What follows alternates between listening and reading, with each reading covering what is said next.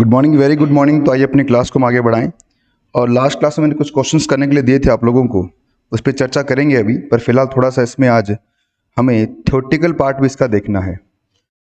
देखिए, जो D T R या डी टी डबल ए का जो टॉपिक है, उसमें थ्योरी के 3-4 क्वेश्चन बन सकते हैं जिसको अपन लिखेंगे क्लास में। लिखिए बच्चों, सबसे पहले कंसेप्ट ऑफ परमानेंट एस्टेब्लिशमेंट।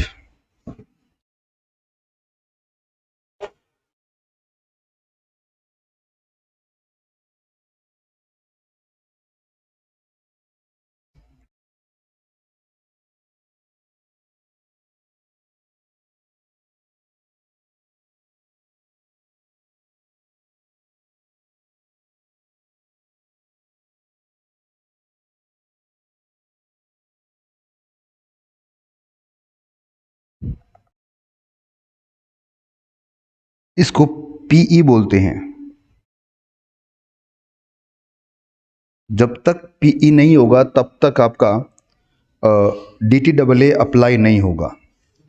तो परमानेंट एस्टेब्लिशमेंट का मतलब कि सर एक ऐसा बिजनेस प्लेस जिसके थ्रू आप बिजनेस करने वाले इंडिया के अंदर, उसे हम परमानेंट एस्टेब्लिशमेंट बोल रहे हैं। एक वो फिक्स प्लेस जिसके थ्रू आप बिजनेस ऑपरेट करेंगे। ठीक है। जैसे हम इंटरनेशनल टैक्सेशन की बात करें तो इंटरनेशनल टैक्सेशन कब अप्लाई होगा? एक ऐसा नॉन रेजिडेंट जो इंडिया में काम कर रहा है और उसकी इंडिया में कोई ब्रांच है, या इंडिया में कोई फैक्ट्री है, या इंडिया में कोई मैन्युफैक्चरिंग यूनिट है जिसके थ्रू वो मैन्युफैक्चरिंग कर रहा है या फिर बिजनेस कर रहा है। जैसे इतने सारे बैंक है बच्चों, बाहर के बैंक इंडिया में ऑपरेट हो रहे हैं तो इसकी ब्रांचेज यहाँ खुली हुई है। इतने सारे, जैसे पेप्सिको की बात करें अपन, उनकी सबकी फैक्ट्रीज यहाँ लगी हुई है। डोमिनोज की फैक्ट्रीज यहाँ, या फिर डोमिनोज के आउटलेट यहाँ पर बने हुए हैं। तो ये सब क्या, उनके परमानेंट एस्टेब्लिशमेंट है। तो जब तक पी नहीं होगा तब तक आपको टैक्स नहीं लगेगा, या फिर जब तक क्या नहीं होगा, आपका इंटरनेशनल टैक्सेशन स्टार्ट ही नहीं हो पाएगा। इसलिए हम इसमें 2 लाइनें लिखेंगे। देखिए, परमानेंट एस्टेब्लिश्ड मतलब PE means a fix place of business. PE means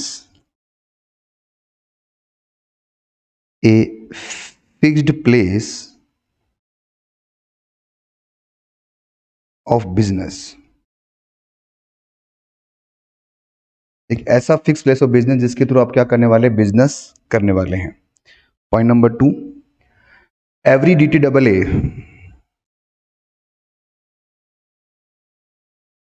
DT double A मतलब double taxation avoidance agreement has specific clause. इस एग्रीमेंट में क्लोज होता है एक,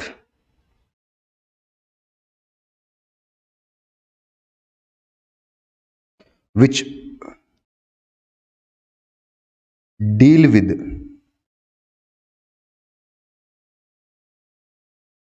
जो डील करेगा एक्सप्लेनेशन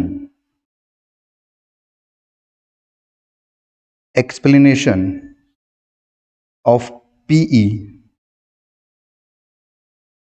फॉर पर्पज ऑफ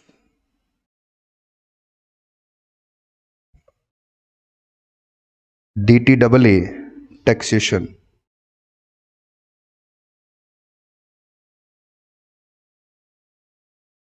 मतलब इसका मतलब ये हुआ कि मान लीजिए DT डबल ए में ये क्लोज दिया हुआ है कि जहां पर PE है, जैसे मैंने आपको बताया था कि जो टैक्स होता है वो 2 सोर्स से लगता है। अगर हम ऊपर जाके बात करें तो एक होता है आपका कौन सा,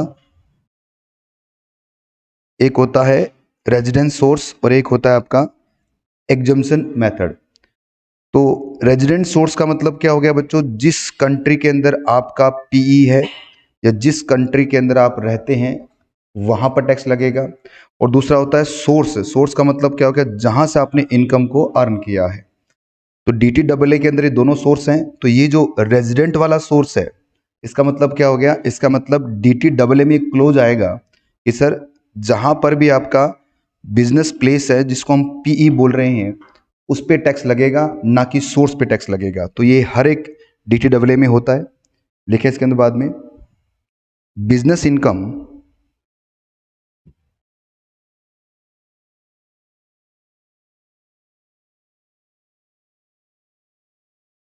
business income of a non-resident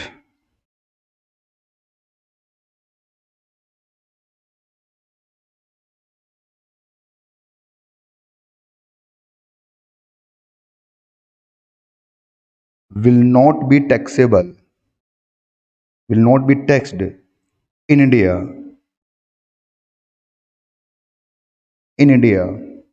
unless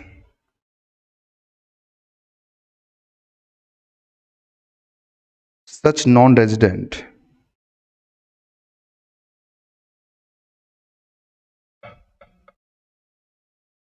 has PE in India। जब तक उसका पी इंडिया में नहीं आएगा तब तक उस पे टैक्स इंडिया में चार्ज आप नहीं कर सकते। अब देखिए दोनों केस हैं यहाँ पर। अगर मैं बात करूँ, इसको मैं थोड़ा सा एसएससी बना के बात करूँ, तो जो आपका एसएससी है वो या तो क्या होगा, रेजिडेंट होगा,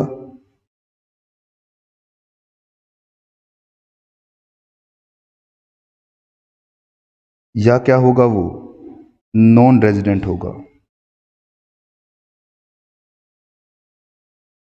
अगर वो रेजिडेंट है तो जो टैक्स लगेगा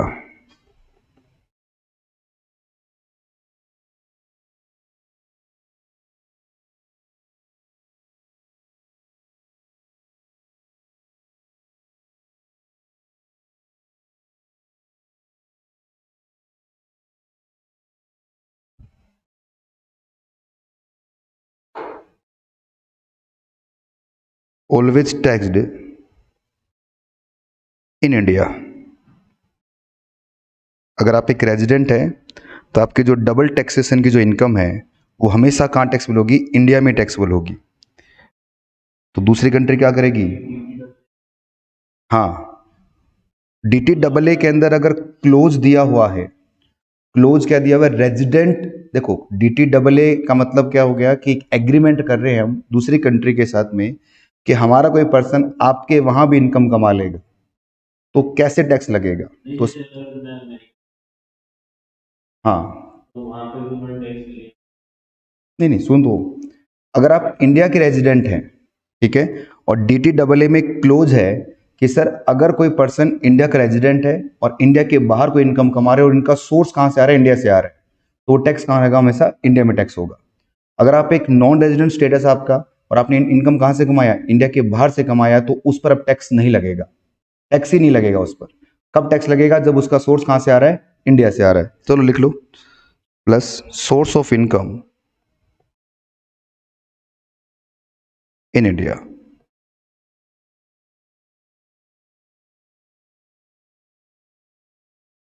समझा देता हूँ एग्जाम्पल से, पहले लिख लो पूरा। Non resident if Indian income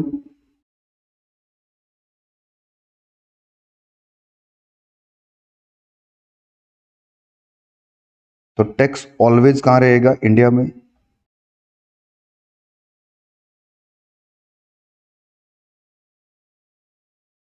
और इफ फॉरेन इनकम, अगर कोई फॉरेन इनकम है तो क्या होगा, ये नॉट टैक्सेबल, इस पे टैक्स फिर लगेगा ही नहीं। देखिए लिख लेना ये आपने, एग्जाम्पल से समझ लीजिए इसको। एक मिस्टर एक्स है, ठीक है, उसने इनकम अर्न किया है आउटसाइड इंडिया, ठीक है, बट सोर्स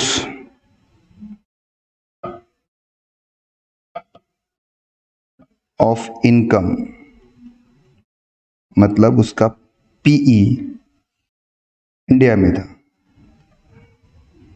फॉर एग्जाम्पल, हमारे इंडिया में इतनी सारी आईटी कंपनीज हैं जो बाहर का काम करती है।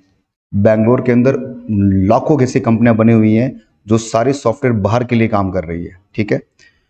तो आपने, जैसे मान लो आपकी एक आईटी कंपनी है और आपका बैंगलोर में ऑफिस बना हुआ है, वहाँ पर आपने इंजीनियर बिठा रखे हैं, वो सॉफ्टवेयर डेवलप कर रहे हैं, किसके लिए, फ्रांस की किसी कंपनी के लिए। तो इनकम कहाँ से कमा रहे हो आप, फ्रांस से, सोर्स कहाँ है, इंडिया में। तो कहाँ से टैक्स लोगे, अब इस केस के अंदर इफ मिस्टर एक्स रेजिडेंट है तो टैक्स कहां लगेगा? Taxed in only in India, फिर फॉरेन में टैक्स नहीं लगेगा। और if mister x is non resident तो भी टैक्स कहां लगेगा? इंडिया में लगेगा। क्यों? क्योंकि सोर्स कहां पे आ गया? इंडिया में।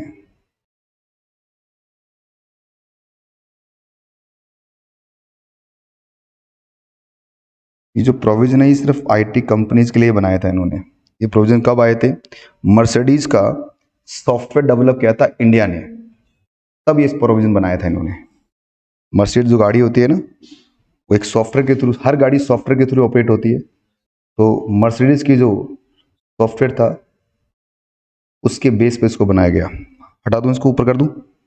अब लिखो पीई के अंदर क्या क्या इंक्लूड होता है, और ये जो मैं लिखवा रहा हूं ये हमारे एग्जाम में 3 बार पूछा गया है सीएमए के अंदर।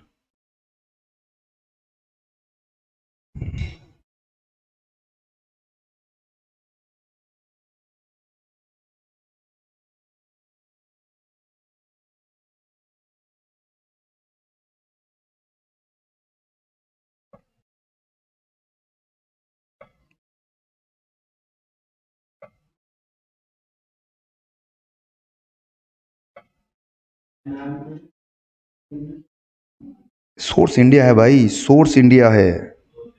इंडियन इनकम हो गई। अगर सोर्स बाहर का होता तो फिर ये टैक्सेबल नहीं होती। प्रोविजन तो वही है पुराना। तो परमानेंट एस्टेब्लिश में क्या क्या आएगा, मतलब पी किसे कहते हैं? क्या ब्रांच हमेशा पी होती है क्या? तो बता रखा है कि अगर आपका a place of management, place of management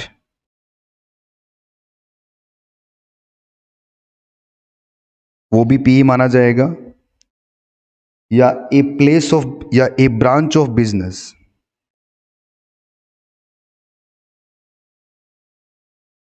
business की जो ब्रांच है वो भी क्या रहेगा आपका?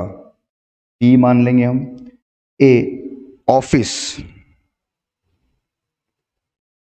या फिर वर्कशॉप। जैसे बताऊं आपको, बहुत सारी ऐसी डायमंड कंपनी है जिनका वर्कशॉप सूरत में लगा हुआ है। डायमंड निकालते हैं साउथ अफ्रीका से हैं, पर उसको पॉलिश कहाँ होता है? सूरत में होता है। पूरे वर्ल्ड में सबसे जो बेहतरीन पॉलिश होती है डायमंड की, वो सूरत में होती है। तो अगर आपका वर्कशॉप है जहाँ पर आप सिर्फ काम करते हैं, या कोई फैक्ट्री है जहाँ पर अपने प्रोडक्ट को बनाते हैं आप, ये भी सब क्या होगा? मान लिया जाएगा कि आपका पी कहाँ पर है? इंडिया में। और पी से कोई इनकम कमाओगे तो टैक्सेबल कहाँ होगी? इंडिया में। वेयर हाउस,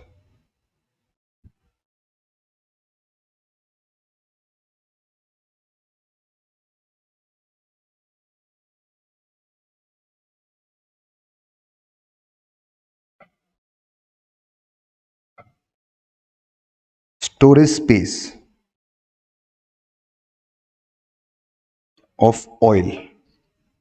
अभी इंडिया का एक ट्रीटी हुआ है ओमान के साथ में, जहां पर ओमान क्या करेगा? अपना बहुत सारा तेल इंडिया में स्टोर करेगा। तो वो जो ऑयल स्टोर हुआ इंडिया में, उस पर भी क्या लगेगा? इंडिया में टैक्स लगेगा। अभी रिसेंटली हुआ है, पिछले साल ये। नेक्स्ट, अगर आपकी कोई माइन है, या फिर ऑयल की माइन, या फिर कोई गैस माइन है आपकी, या फिर कोई क्योरीज है, खदान जिसको हम कहते हैं हिंदी में,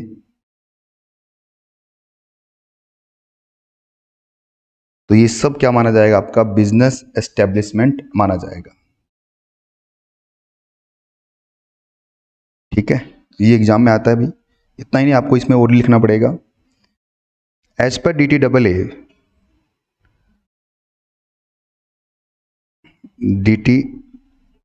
ए business income of non resident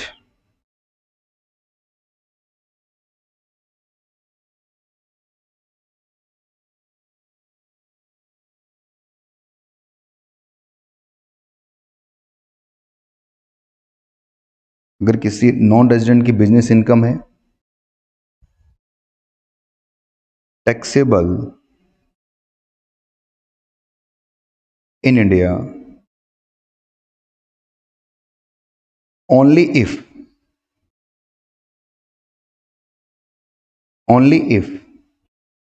such non-resident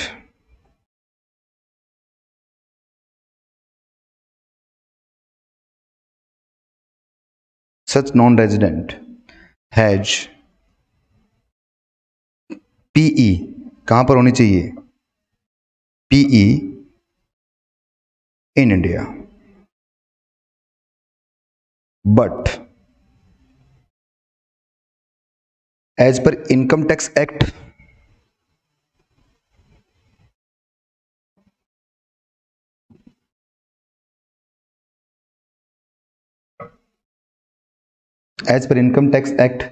business income of non-resident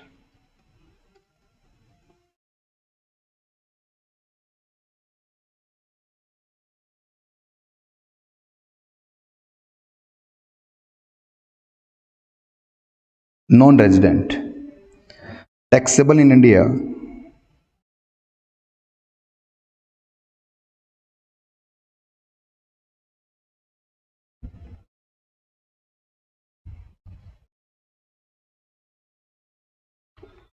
only when such income has business connection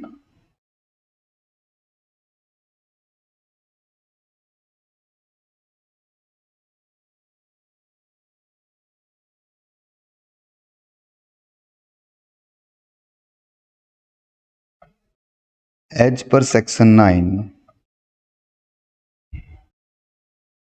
in India। देखिए, ये दोनों बातें कॉन्ट्राडिक्टरी है। DTAA बोलता है कि अगर आपका PE जो हमने ऊपर देखा, कोई बिजनेस प्लेस है, कोई ब्रांच है, कोई ऑफिस है, वर्कशॉप है, कोई फैक्ट्री है, या कोई स्टोरेज स्पेस है, वेयर हाउस है, माइनिंग गैस वगैरह का, अगर ये सब है तो आपका PE इंडिया में मान लिया जाएगा और उस नॉन रेजिडेंट की इनकम कहाँ टैक्सेबल हो जाएगी, इंडिया में टैक्सेबल हो जाएगी। पर इनकम टैक्स एक्ट कहता है कि एक नॉन रेजिडेंट की बिजनेस इनकम तभी इंडिया में टैक्सेबल होगी यदि उसका क्या हो, बिजनेस कनेक्शन इंडिया में आ जाए। अब सर कौन सी बात प्रिवेल करेगी, DTAA की बात प्रिवेल करेगी या इनकम टैक्स एक्ट की बात प्रिवेल करेगी? तो बेटा हमेशा DTAA ही जीतेगा, क्योंकि ये दो कंट्रीज का क्या हो रहा है, आपस में ट्रीटी हो रही है। ये क्वेश्चन अगर आप दिखाऊंगा आपको मैं, कम से कम 3 बार एग्जाम में पूछा गया है कि इनकम टैक्स एक्ट और DTAA में जब कॉन्ट्राडिक्शन होगा तो कौन जीतता है, मतलब किसकी बात हमेशा पहले मानी जाएगी, किसकी मानी जाएगी, DTAA की मानी जाएगी। लिखो इसमें,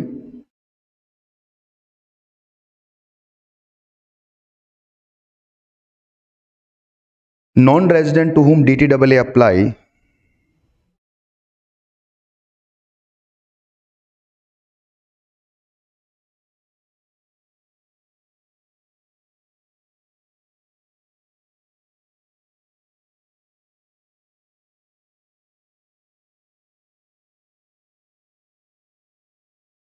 shall not be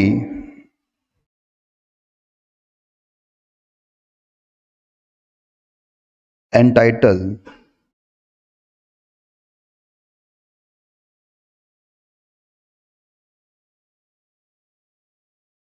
to claim, जिस पर DTAA लग गया वो क्या क्लेम नहीं कर सकता, any relief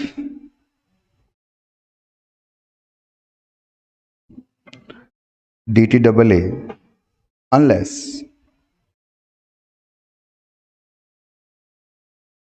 TRC tax resident certificate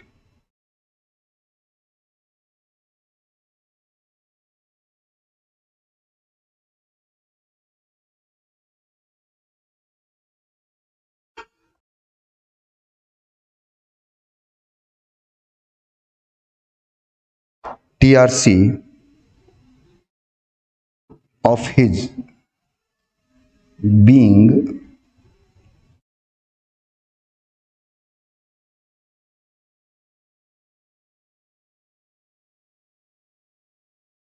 resident in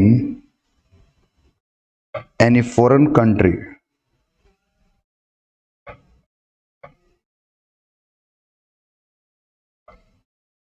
is obtained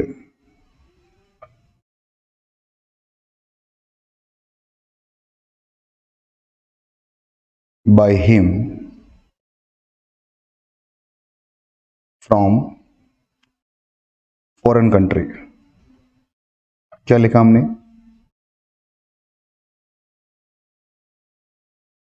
कि सर अगर इसको शॉर्टकट में कहूं तो मैं कह रहा हूं कि DTAA का बेनिफिट आपको तभी मिलेगा यदि आपके पास TRC होगा। बिना TRC के आपको DTAA का बेनिफिट नहीं मिलने वाला। ये जो TRC है इसका कंसेप्ट अभी पढ़ेंगे हम नीचे, फिर से बताऊंगा आपको TRC कब कब आता है। ठीक है, TRC है क्या सर? जैसे इंडिया में पैन नंबर चलता है, इंडिया में अगर आपको आइडेंटिटी बतानी है आपकी तो अपना आधार बताएंगे आप, अपना पैन नंबर बता देंगे आप, ठीक है, ड्राइविंग लाइसेंस वगैरह है। ऐसे ही अलग अलग कंट्रीज के अंदर, जैसे हम US की बात करें तो वहाँ पर ग्रीन कार्ड चलता है, ठीक है, और किसी दूसरी कंट्री में कोई और कार्ड चलता होगा, हमारे यहाँ पर आधार कार्ड चलता है। वैसे ही ये जो कार्ड है, क्योंकि पूरे वर्ल्ड की हम बात करें तो सबके नाम तो लिख नहीं सकती गवर्नमेंट, तो इन सभी आइडेंटिफिकेशन मार्क्स को गवर्नमेंट ने क्या बोल दिया है? TRC बोल दिया है। ये कैसे प्रूफ होगा कि आप किसी दूसरी कंट्री के हैं? तो प्रूफ करने के लिए जो भी आपका उस कंट्री ने इशू कर रखा है एक ऐसा आइडेंटिटी, उसे हम क्या कह देंगे? TRC कह देंगे। तो अगर आपको DTAA का बेनिफिट लेना है तो आपको क्या करना पड़ेगा? अपना TRC दिखाना पड़ेगा उस कंट्री के साथ में, तभी आपको क्या मिलेगा? DTAA का बेनिफिट मिलेगा। अब आइए अपने क्वेश्चंस के ऊपर जो हमने कल किए थे, इस पे मैं और लिखवाऊंगा अभी TRC के वगैरह में। कौन से पेज पे थे भाई वो? अच्छा, इसमें नहीं थे वो, DT स्कैनर में था ना। कोई क्वेश्चन जो आपसे नहीं हुआ?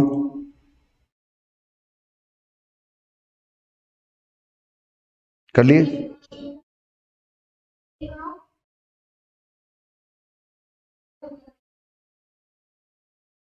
कौन सा पेज था ये? दिसंबर 17 का?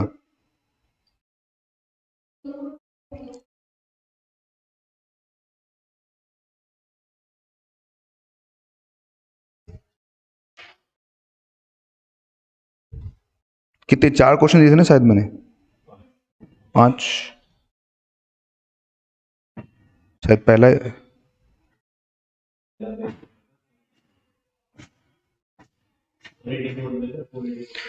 तो एग्रीकल्चर इनकम बेटा एग्जाम्प्ट होती है, उसमें क्या दिक्कत आ रही है? अगर इंडिया की एग्रीकल्चर इनकम है सेक्शन 10(1) में एग्जाम्प्ट हो जाएगी।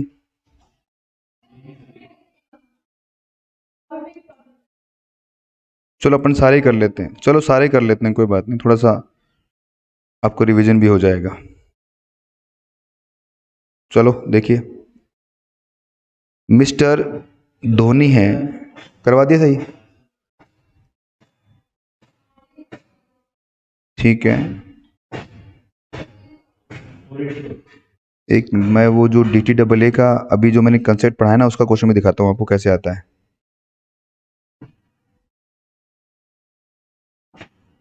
चलो पहले ये आ गया है, इसको कर लेते हैं पूरा। ये हो गया आप लोगों से क्या?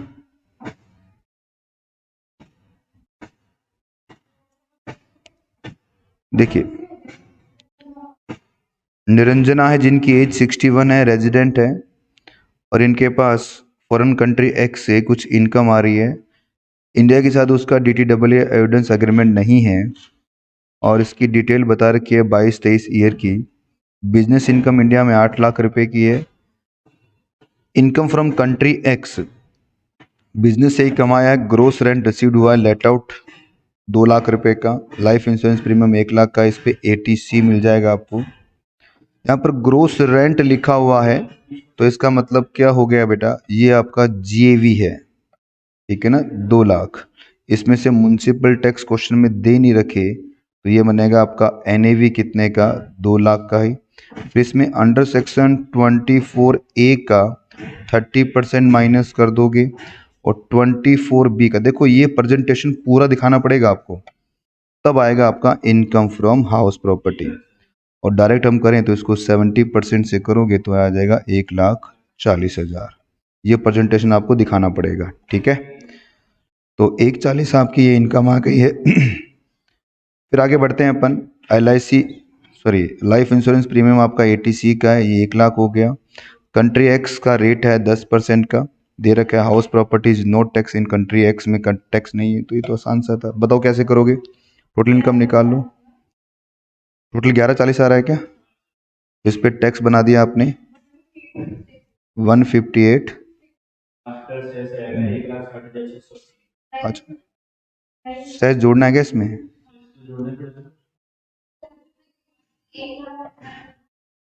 अच्छा, जोड़ने के बाद आ रहा है 58,680। डिवाइड कितने से करोगे आप?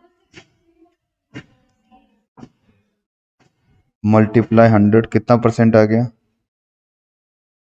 13.867। तो कम कौन सा है? 10% कम है, तो 30,000 हो जाएगा इसका आपको।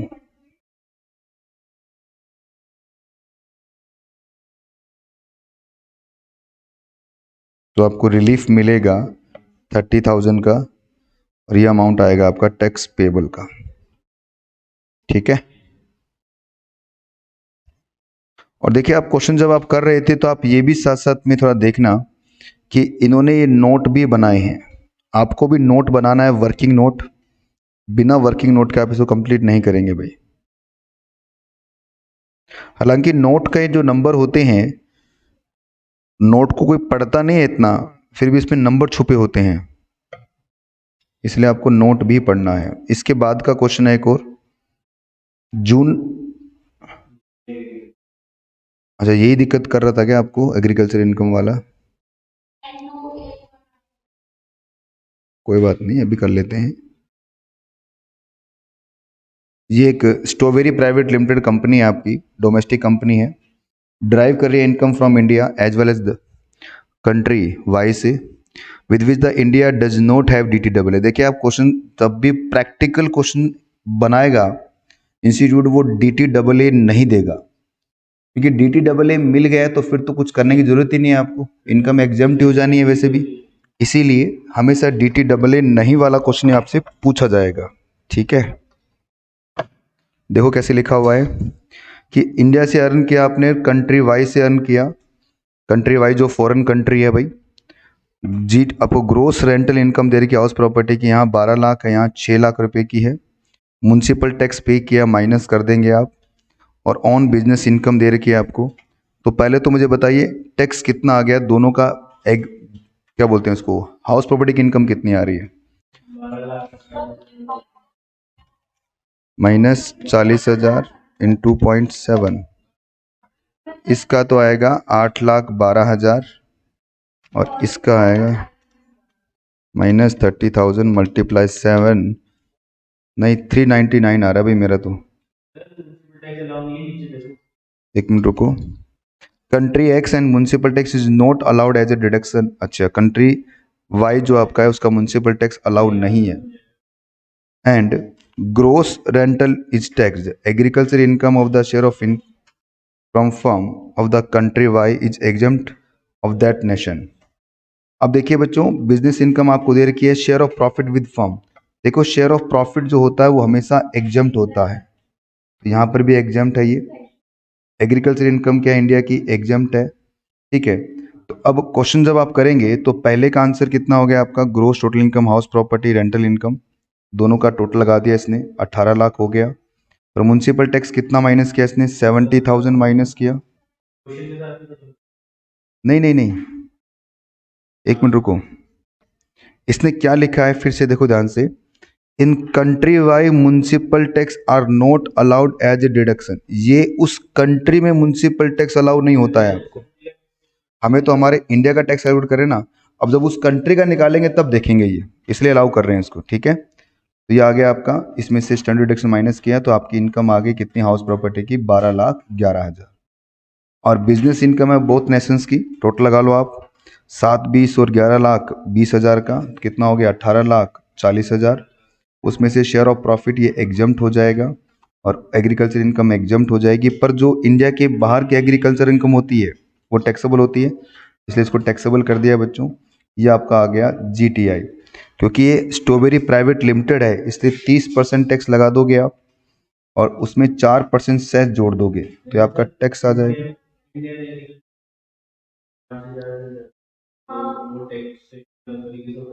नहीं नहीं, वो एग्रीगेशन की बात हो रही है, वो इंडिविजुअल के केस में था। नहीं, वैसे बताऊं आपको मैं, इसने भी सही नहीं कर रखा। कंपनी कभी एग्रीकल्चर इनकम कमा ही नहीं सकती। कंपनी कैसे कमा लेगी एग्रीकल्चर इनकम? ठीक है, वो तो इंडिविजुअल की इनकम होती है। तो बस लिखा है तो हमें इसको मानना पड़ेगा, क्योंकि सीएमए के क्वेश्चन में आधी चीज़ें थोड़ी बहुत हमें इग्नोर करनी पड़ती है भाई। As it is question exam में आएगा। वैसे ये टेक्निकली गलत है क्वेश्चन ये। ठीक है, आगे बढ़ते हैं। फिर इसके बाद में बताओ डबल टैक्सेशन रिलीफ ये कैसे निकाला आपने, बस हमें तो यही सीखना है। तो बताइए फॉरेन इनकम कितनी आ रही है आपकी?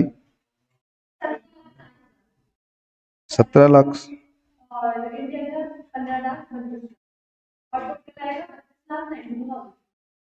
ये एवरेज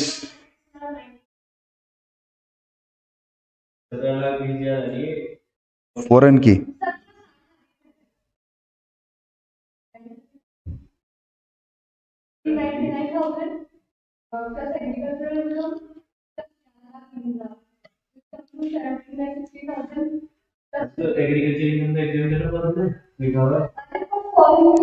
एक मिनट रुको भाई, रुको रुको।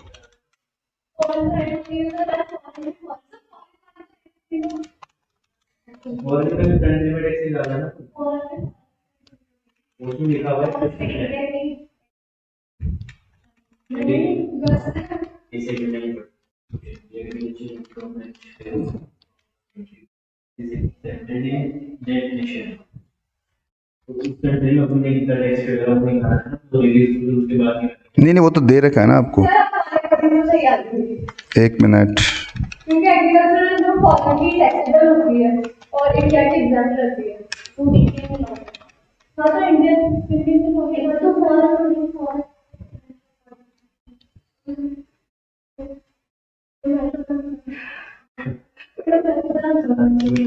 देखो, अब इस क्वेश्चन को इसने ना अलग तरीके से कर रखा है, अपन करते हैं अपने हिसाब से। इसको हटाओ रे यार, अपना करते हैं अपन।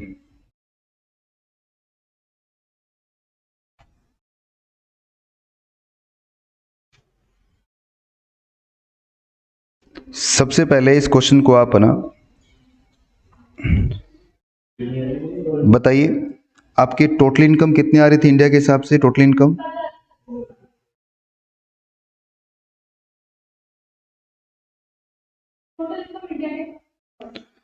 तो ये हो गया आपका हाउस प्रॉपर्टी का इनकम। कैसे आएगा? ये हो गया 18 लाख माइनस 70,000 मल्टीप्लाई 70%, यही तो है ना। तो 18 लाख में से 70,000 माइनस कर दो मल्टीप्लाई 70%, तो आ गया 12,11,000। एक बार फिर चेक करना, गड़बड़ लग रहा है मेरे को। तो ठीक है, अब इसके बाद में पीजीवीपी की इनकम ले लेते हैं अपन।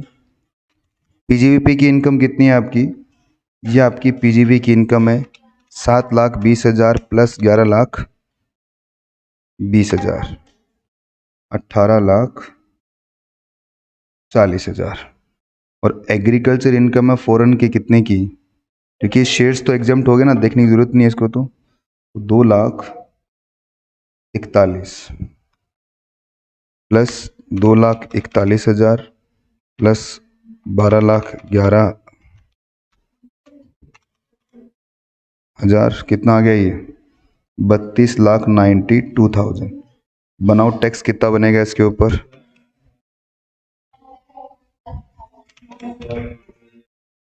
987600 इंटू 4%, 39,504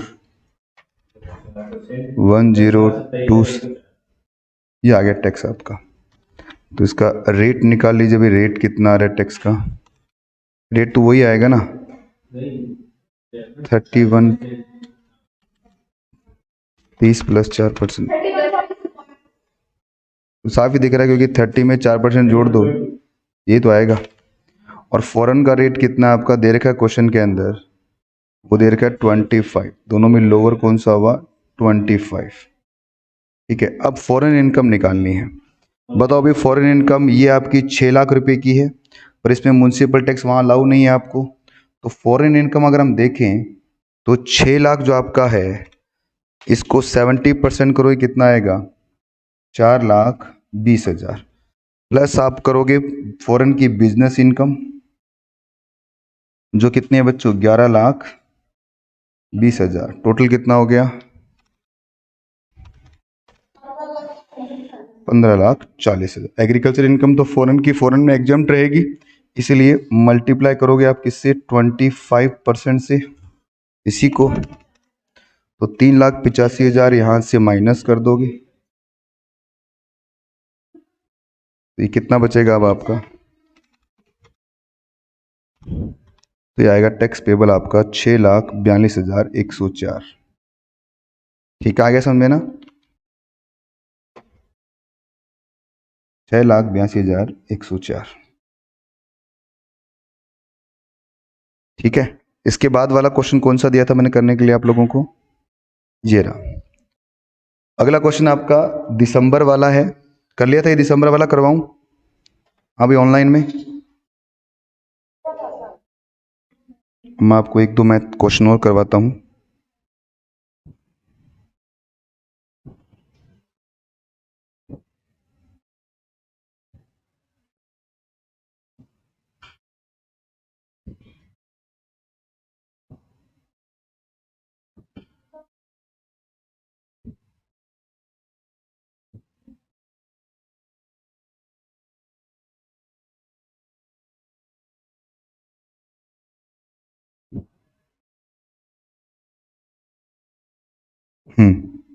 एक ये भी ले लीजिए अब, जून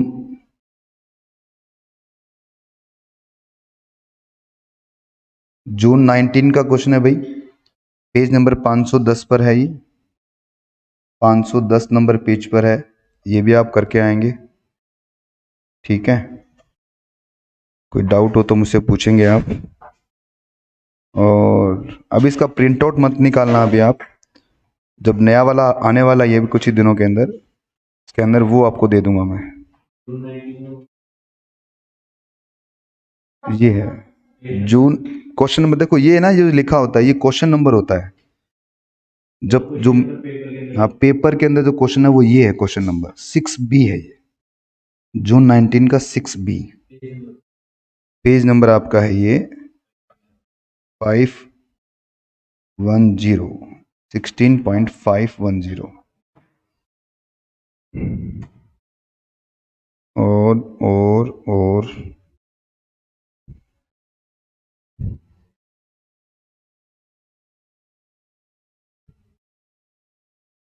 बस, ठीक है।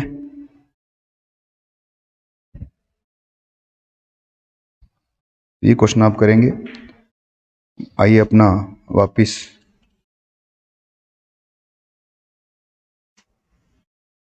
इसमें एक छोटा सा लाइन और लिख लीजिए ताकि हम इस चैप्टर को पूरा कर दें। लिखिए, अंडर सेक्शन 90A स्पेसिफाइड, जितनी भी आपकी स्पेसिफाइड एसोसिएशन है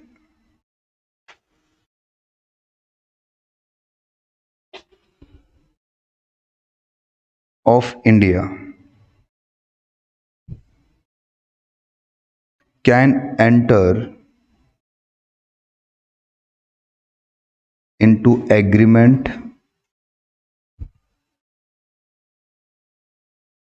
स्पेसिफाइड एसोसिएशन कौन सी होती है इंडिया की, बता दूं आप लोगों को, जैसे आरबीआई हो गया, सेबी हो गया, एक्सेट्रा। ठीक है ना, ये एग्रीमेंट कर रहे हैं विद स्पेसिफाइड एसोसिएशन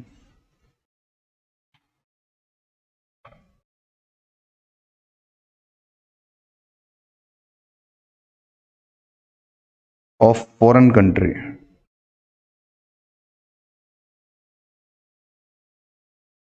ठीक है,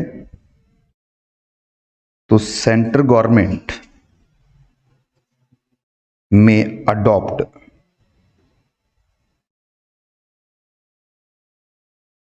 और implement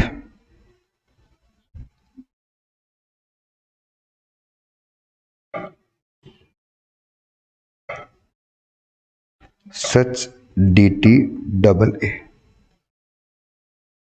ठीक है, मतलब जब दो स्पेशल ऑर्गेनाइजेशंस हैं, ये है इंडिया, ये है बच्चों फॉरेन कंट्री। अब यहां कंपनी की बात नहीं हो रही, अब इंडिया की जो आरबीआई है वो एग्रीमेंट कर रही है किसके साथ? फॉरेन कंट्री की स्पेशल ऑर्गेनाइजेशन। जैसे इंडिया में आरबीआई चलती है, वैसे ही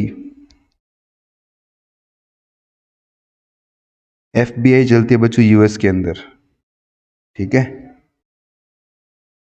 उन्होंने एग्रीमेंट किया है, तो ये एग्रीमेंट भी ऑप्ट कर सकते हैं DTAA के अंदर। मतलब इस एग्रीमेंट पे भी क्या होगा, DTAA अप्लाई हो जाएगा। खाली उन पे ही नहीं है, बाकियों पे भी अप्लाई हो जाएगा। तो इसके क्वेश्चंस आप लोगों ने किए, और कल हम इसमें स्टार्ट करेंगे हमारा अगला स्टडी नोट इंटरेस्ट का। ठीक है, तो आज के लिए इतना ही। एक मिनट मैं आपको बता दूं कल हमारा कौन सा स्टडी नोट हम स्टार्ट करेंगे। ये लिख लिया ना आप लोगों ने?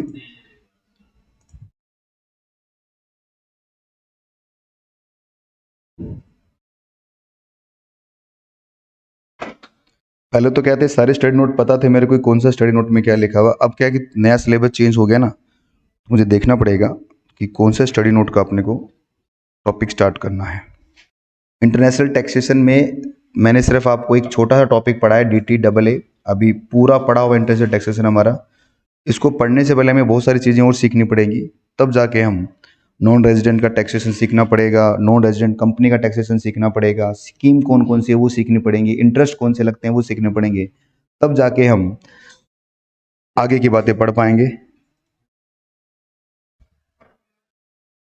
एक मिनट में देख लेता हूँ ये DT के स्कैनर के अंदर।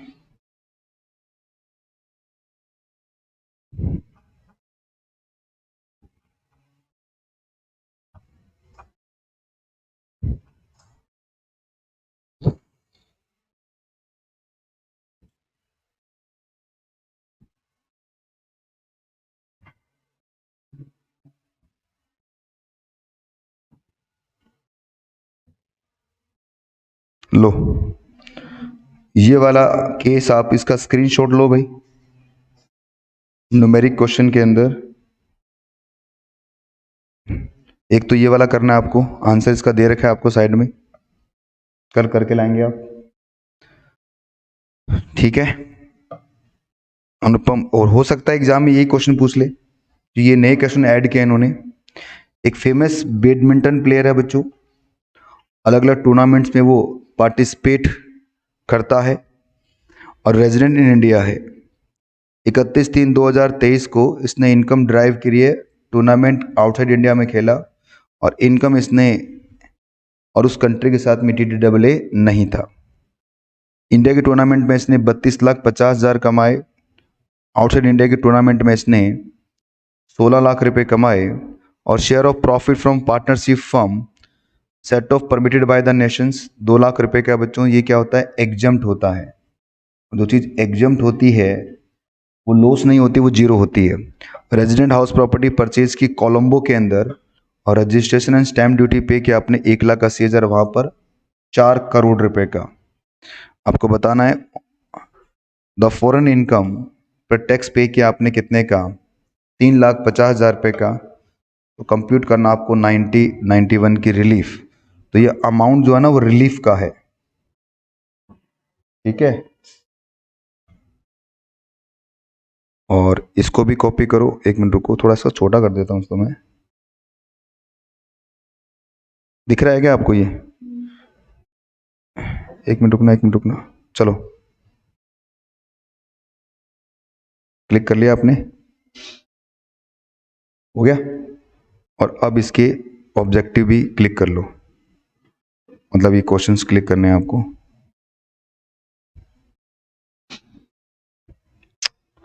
ये एक तरह का केस सिनेरियो है, इसके आंसर आपको बताने हैं कल मुझे। तो चलिए आज के लिए इतना ही, मिलते हैं अगली क्लास में। बाय बच्चों।